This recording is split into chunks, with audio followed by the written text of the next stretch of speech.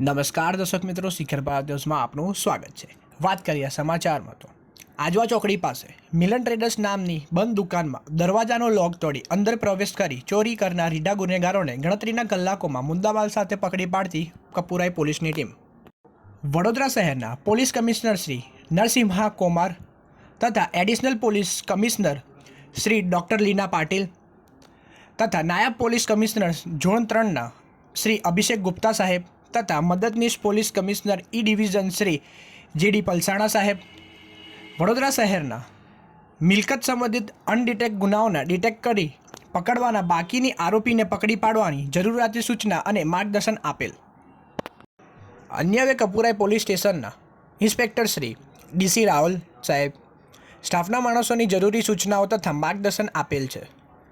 સૂચનાઓના આધારે શ્રી NL સાંસલા સાહેબ તથા સ્ટાફના માણસોની પેટ્રોલિંગ દરમિયાન તેઓની સાથે રમેશભાઈ જેમલભાઈ તથા હસમુખભાઈ દેવાભાઈ અંગત બાતમીના આધારે સંયુક્ત બાતમી મળેલ કે ગઈકાલે 26/5/2025ના રોજ આજવા ચોકડી પાસે મિલન ટ્રેડર્સ નામની દુકાનમાંથી ચોરી કરનાર બે ઈસમોને એક સફેદ કલરની એક્ટિવા લઈ જનાર અંબેનગર પાસે ઊભેલ છે।